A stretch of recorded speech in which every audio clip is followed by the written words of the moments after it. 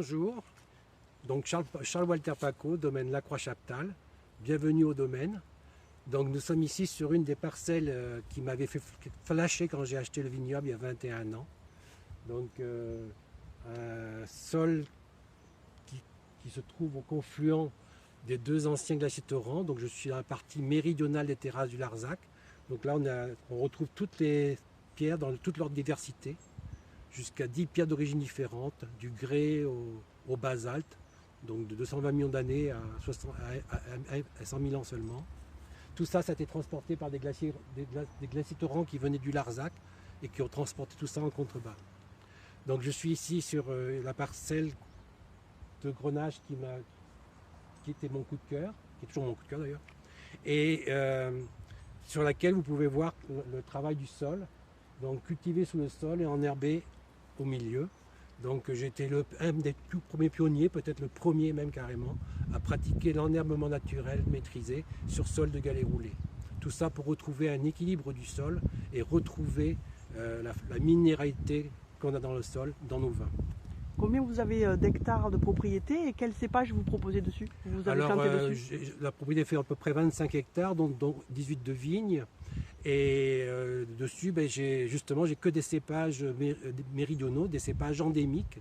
Et c'est pour ça que j'ai mis 4 ans et demi avant de réaliser mon rêve d'étudiant, parce que j'ai acheté le vignoble il y a 21 ans, mais c'était la réalisation d'un rêve d'étudiant de 20 ans auparavant.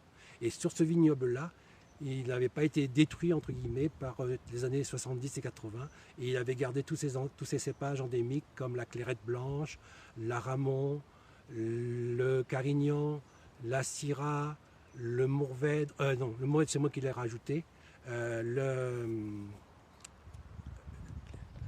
grenache. Vous m'aviez parlé également de la clairette rose et l'aramon. Les deux ne sont pas partie de l'appellation, il me semble. Non, mais ce sont quand même des cépages endémiques. Donc l'aramon, j'en fais un petit vin de soif qui a l'avantage de mûrir à très petit degré d'alcool, ce qui n'est pas négligeable de nos temps.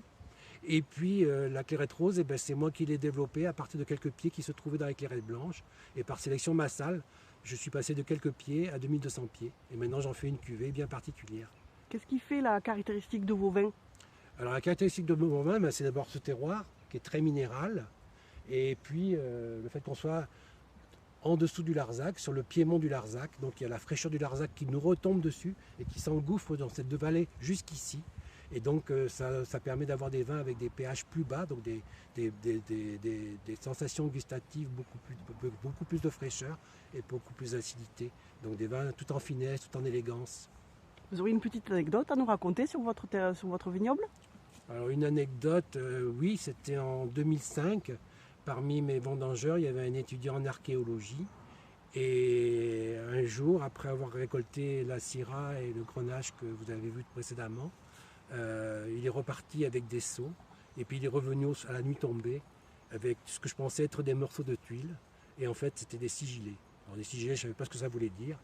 Donc je lui ai dit, oh, c'est super, comme il fait froid, on va être bien couvert. Mais en fait, des sigillés, ce sont des céramiques romaines qui n'ont existé qu'entre moins 40 jusqu'à plus 60 de notre ère, et qui étaient une cuisson spécifique de céramique en phase réduction. Et sigillé a la même origine que le mot sceau, authentification, car il fallait qu'elle soit agréée par l'Empire romain. Et il y avait 3 centres de production en France, une dans l'Aveyron, une dans le Cantal et une en Champagne. Dis donc, une vigne pleine de mystères alors. Oui, et puis il y en a même d'autres avec la cave, avec l'histoire des Bénédictins qui ont créé mon vignoble en 804, avec ma cave qui est peut-être une ancienne grange ou carrément un temple des Templiers, avant d'être devenue une cave. Et si on allait goûter? Eh ben, on va y aller. Merci.